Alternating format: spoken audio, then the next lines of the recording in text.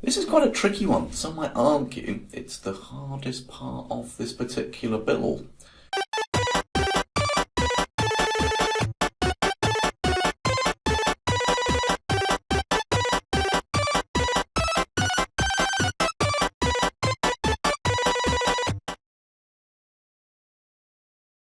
Right, hello again, and it's now time to add a ball to our game. So, first of all, we're going to need to draw the ball. So let's have a look at this one. I need to choose a sprite. It says, what do you want to do? We're going to paint one. And when we do, we go back to something that we're familiar with, because that's where we use to draw our paddle. But this time, quite clearly, we're going to need the circle here. And I'm also going to zoom in again on here, because the important bit is drawing a circle, but also making sure the middle of that circle is over that crosshair. Now, I don't really want a blue ball here. I think I'll go with, let's have a reddish one, I think, for the ball. I'll have a red ball. And again, it doesn't matter what size you draw the ball out, but it is important to get a perfect circle. So actually, what you need to do is when you're drawing like this, if you hold down the Shift key at the same time, it gives you a circle. If you don't hold Shift down, you get like, I don't know, ovals. That's the word I'm looking for. So I'm going to draw a lovely red circle, perfect circle. But once again, it's so important. It doesn't matter about the size of the ball. That's a giant ball there. But it's so important that that ball, the centre of that cross there, is over that cross. So I need to move it. It should snap to it. And then I'm happy with that. Okay? Absolutely happy with that. It's a bit on the big side. I mean, if you want to, you can keep Shift held down and you can, actually holding Shift down there doesn't work. I'll better not do that then. I'll do it the other way. I thought Shift would work, never mind. So I've got a ball, a giant ball. It's right over the crosshair. It's called Sprite 1. Not a good name, as we know, so I think what we'll do is we'll call that, I don't know, Ball. Sounds like a good plan, doesn't it?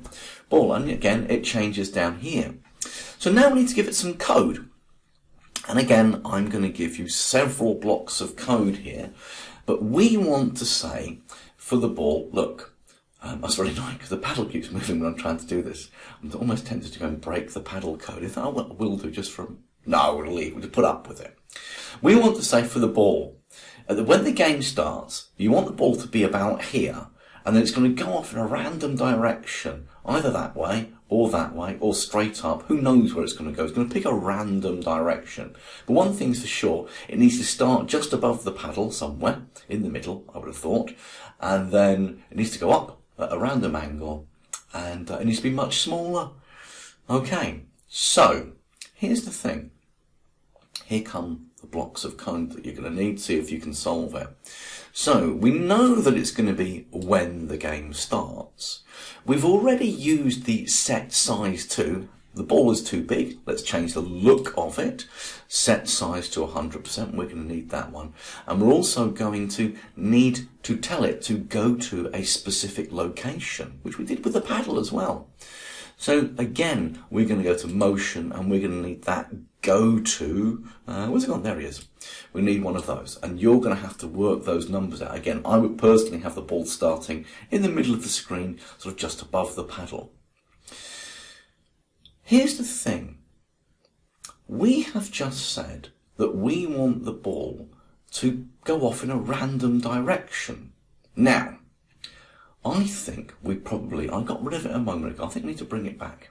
Let's bring back our backdrop with the X and Y axes. Is this going to help or not? I think it might do. I think it will do, yes. Especially so I can move the ball.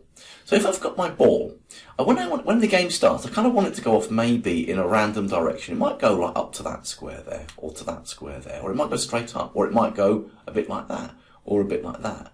But I want it to go upwards, and I don't want it to go like that, because then it would just bounce across the screen for ages until it hit a brick. So I'm kind of thinking between this angle here and this angle here.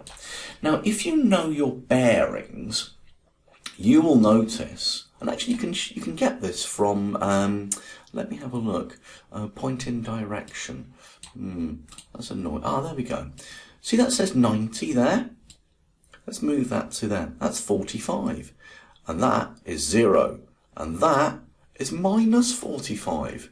So we kind of want to tell the computer, when the game starts, you kind of want this to point in a direction, but, you know, kind of between minus 45 and maybe plus 45. So how do we put a random in there? Well, the answer is here. In the operators, we have a block here called pick random. And you'll find that you can move these sort of curved blocks inside any of these. Look, put it there. And you'll notice that when, a bit of a top tip by the way, when you want to move these sort of green blocks into these squares, and the squares are little slots, shall we call them, and you can be doing that quite a lot, by the way, it's a good tip to grab it from the left-hand side, because that way you can see, when the one above it highlights a white border around it, you can see that it's going to drop in there. If you grab it in the middle, you can't really see. It becomes a little bit harder. I'll grab from the left. Anyway, just a little tip from me. But the whole point is, we want to say, when the game starts, set the size to whatever size you choose. Maybe 50% I would have thought for that ball. Maybe even 30. It's a big ball, isn't it?